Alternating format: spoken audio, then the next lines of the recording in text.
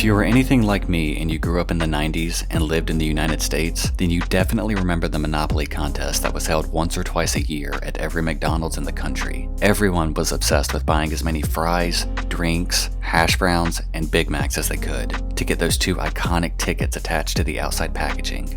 The pure rush you would get with the anticipation and dreams going through your mind of winning a beautiful mansion or the grand prize of $1 million. But alas, you win a free Filet-O-Fish sandwich and you toss it in the garbage where it absolutely belongs. Still, the opportunity for anyone to win that grand prize had millions of people flocking to those golden arches to win big. But from the years of 1988 to 2001, unless you happen to know a mysterious figure who went by the handle Uncle Jerry, then those dreams of winning that Dodge Viper or vacation cruise were just that, dreams. Because you see, one man had managed to run a fraud scheme for over a decade without anyone noticing, and had it not been for something as random as a car accident occurring, then the entire operation may have never been noticed. So, without any more waiting, let me tell you the story of how a board game turned an ex-cop into not only a McThief, but also duped the entire nation in an elaborate McScheme. And yes, be prepared for several other Mc-related puns throughout this video. This is McScandal, the true story of the Monopoly scandal at McDonald's.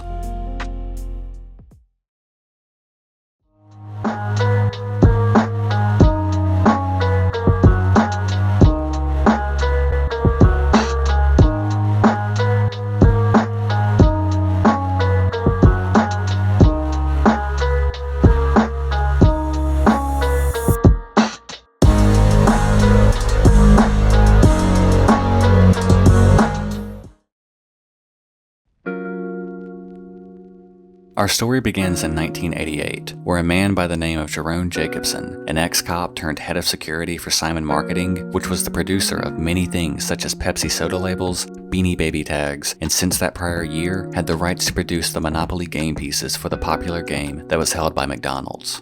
Making every piece from the average winning of a large fry to the big jackpot of an instant winner that would net a person $1 million. Being meticulous about security and maintaining a system that would allow nobody to accidentally walk out with a winning ticket, Jerome would go as far as searching employees' shoes regularly to make sure they weren't stealing. His other responsibility was to transport those instant winners to different packaging companies all across the country. Having literally millions of dollars in small game pieces in an envelope on his person and being trusted to take those to their rightful place really will test anyone's morale and greed. And for Jerome, it seemed the temptation was too strong for him. In 1989, while at a family cookout, Jerome would give his brother, Marvin Braun, a winning ticket worth $250,000, and the plan was simple. Marvin would turn in the winnings, and he and Jerome would split 50-50. Seeming that it would head for disaster, and to be extremely suspicious that the man in charge of transporting these winning tickets just happens to have a brother-in-law that wins big, you'd think they'd have gotten caught within a few days. But, to everyone's shock, they pulled it off, and the billion-dollar corporation was none the wiser. What would follow would be a string of individuals, somewhere around 50 people being involved in this scheme, and they would range from mobsters, psychics, strip club owners, convicts, drug traffickers, and even a family of Mormons.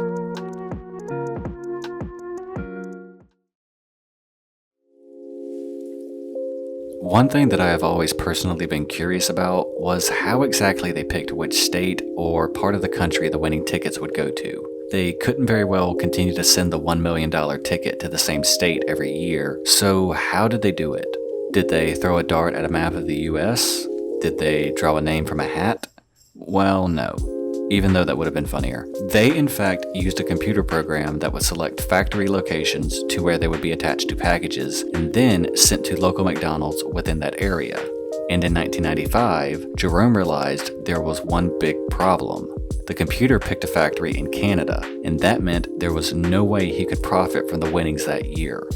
To his shock, executives reran the program so that it landed somewhere in the US. To Jerome's relief, he was also from that point on given another responsibility, to make sure no grand prizes ever made their way to the US's northern cousins.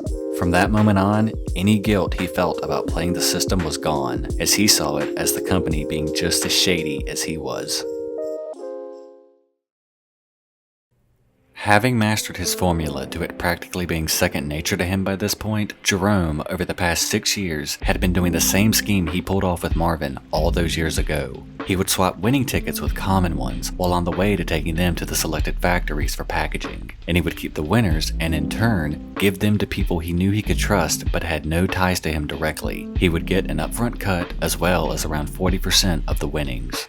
If the prize were, say, a car or a house, he would get something in exchange for that, but from the person he gave the ticket to. This worked out for a while, but it was always a major risk as Jerome only knew these people so well, and after one unnamed person took all of the winnings for himself and ran, he knew he needed a more concrete system of pulling this scheme off. And whether it was by chance or lady luck looking over his shoulder, Jerome found just the person he was looking for to make his plan foolproof. And that man was Gennaro Colombo, a man who had ties to the famous Colombo crime family in New York, and who was always looking for a way to cheat the system.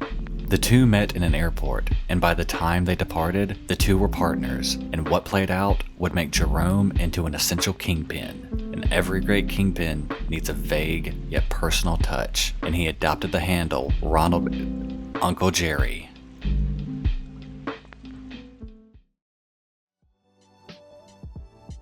From here, the partnership between Jerome and Gennaro flourished. Gennaro would, along with his wife Robin, travel with people trusted by the man, and like a Santa Claus that smelled of french fries and cheap plastic toys, would give these winning tickets to people all over the northeastern side of the country. Those individuals would turn in their winning ticket, split a cut with Gennaro and a larger cut to Jerome. On one instance, a friend of the Colombo family won big and split it to where the winner got $90,000, Gennaro got $45,000, and Jerome got $70,000. This is essentially the layout of every winning cash ticket, and for years, the men and their ring of winners grew.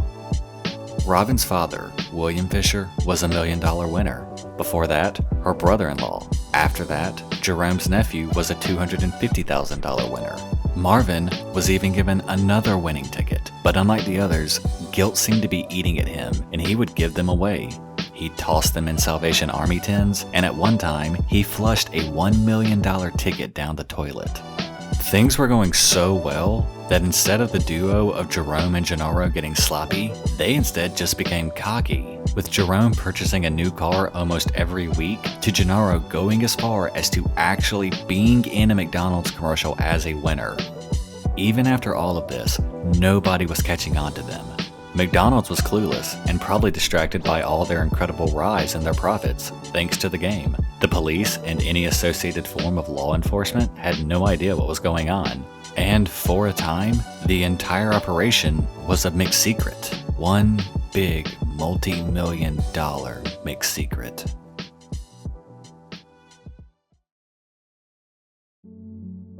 That secret, though, was about to start forming cracks. Because on May 7th, 1998, one of the worst things that could have happened did in fact occur. Robin and Gennaro were driving through Georgia when they got in a violent car crash that ended up being so bad that Robin and her son had to be pried from the car using the jaws of life, while Gennaro was hospitalized sustaining serious injuries and his blood pressure had dropped so low that he went into a coma. And after 2 weeks of lying in a hospital bed with no signs that he would come out of it, Gennaro Colombo was pulled off life support and died, leaving Robin shattered. While the death of Gennaro was unfortunate for Jerome, he also realized he would need a new partner, and while he and his wife were on vacation, they met a man named Don Hart. While he wasn't in the business of stealing or fraud, he did know individuals who wouldn't say no to the deal and gave Jerome those connections.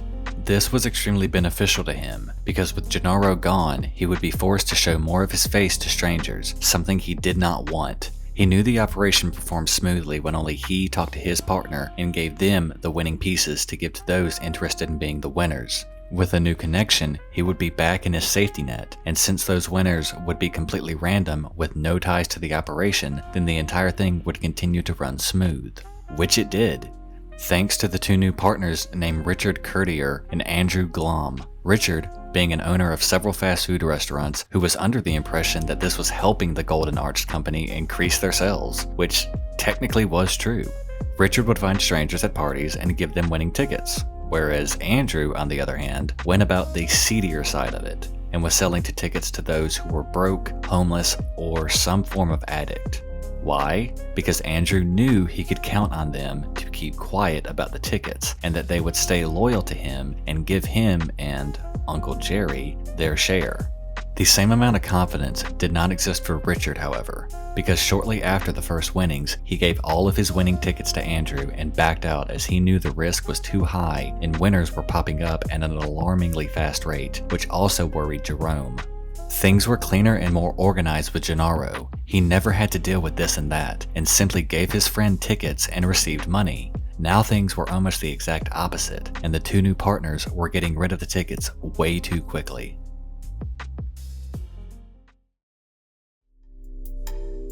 If that wasn't bad enough, the spark that lit the fuse didn't come from a loudmouth winner or jealous lover. No, it sparked because of what some would see as family betrayal. Remember Robin? Well, she went quiet after the death of her husband, and didn't really associate with Jerome, and vice versa. She had enough money, and while she was essentially free to do whatever she wanted, she also knew that she was still trapped in the hold of the family of her late husband. Concerned that her son would grow up to live the life of a mobster, she began distancing herself and him from them, which didn't go unnoticed. Worried not only about being a loose end at this rate, she knew that if she stayed, she could very well end up as just a memory, and she was not about to let that happen. Being in and out of jail for small crimes, she knew her time was limited, and so she took herself and her son and left the state. Enraged by this, the Colombo family reacted, but not in a typical way like a mob movie would do it. No, they were going to go after the source that would not only cripple her, but also her family. Someone in the family made a call, and like the old saying goes, the enemy of my enemy is my friend. Well, that friend happened to be the FBI.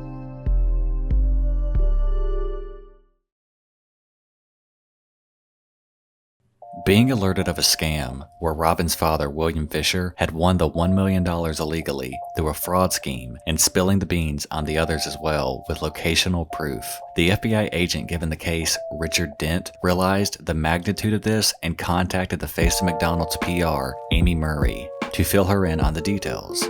The information went up the ladder all the way to the CEO of the company, where after weeks of back and forth, both the FBI and McDonald's itself were working together to find the source of this, well, monopoly. Through investigations, they were able to find the records of those people who had won were claiming to live in states that directly went against what their bills were saying. Some who claimed to live in New Jersey were paying utilities in Florida. Some who claimed to live in Texas had a single property record in South Carolina. These are just a few examples of how the foundation started falling apart. The final nail came from when Jerome partnered with a man named Dwight Baker, a longtime friend and all-around good guy who had a loving family and practiced the Mormon faith. That, however, didn't stop his temptation from greed, and it led to another major spiral which would eventually drag everyone down. Due to his poor choices and who he gave the winning tickets to, Dwight was either extremely close to being caught by having strong connections to the winners or demanding more money from those winners instead of the agreed upon amount. As the FBI were closing in and started to notice a pattern of winners all coming from what would be dubbed as the Golden Triangle, due to the last 3 winners all being within a 25-mile radius of each other. The breadcrumb trail that led to Dwight was that he had given his sister-in-law a winning ticket, and when she claimed the winnings early, the FBI started watching her, and this led directly to a public altercation that they witnessed between Dwight and his sister-in-law because he thought she was trying to take all of the winnings for herself. This in turn led to Dwight, who was thought to be the infamous Uncle Jerry at the time, but after watching him for weeks, they knew it wasn't him because 1, he was too careless, and 2, the location from where they thought the tickets were coming from didn't add up. Eventually, after following his every move, Dwight led the FBI straight to the man himself, Jerome. And while not sure at first of his identity, they knew he was the supplier because of the wiretaps on their phones. They found out from this the name of the next winner, and a week later, when Amy Murray called Agent Dent to inform him that there was another winner, he guessed the name and location of the winner, and he was exactly right, and they knew at that point they had their man. After years of greed and deception, the thought to be untouchable scheme was about to collapse. And it did a few weeks later, when the FBI simultaneously arrested everyone involved: Dwight, Robin, Andrew, Dwight's wife, Dwight's sister-in-law, and the leader himself, Jerome Uncle Jerry Jacobson. After 12 years of pulling off countless winnings and deceiving the entire nation, the fraud scheme was McFinished. All those involved either took plea deals, were given community service, or received jail time.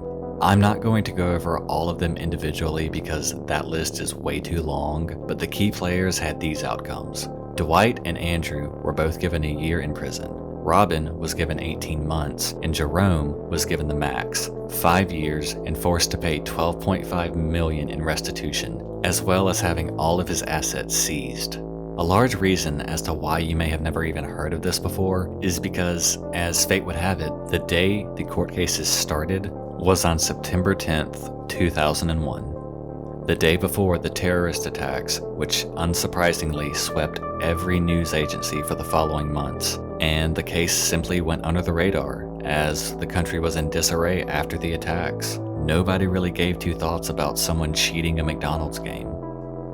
In the end, the scheme was busted, and all those involved had their winnings seized. McDonald's kept their name from being tarnished, and the Monopoly game itself continued on for years after, going all the way to 2016 being the most recent time the event was last held. Jerome managed to steal $24 million in prizes, including the money. The exact way tickets were made after this is a strict secret amongst the top heads at McDonald's, and there have been no incidents of fraud since. If there is any moral to this story, that no matter how concrete your plan may be, if you let greed get in the way of judgment, then you're setting yourself up for a McFailure. Thank you very much for watching. This is Cadaver, signing off.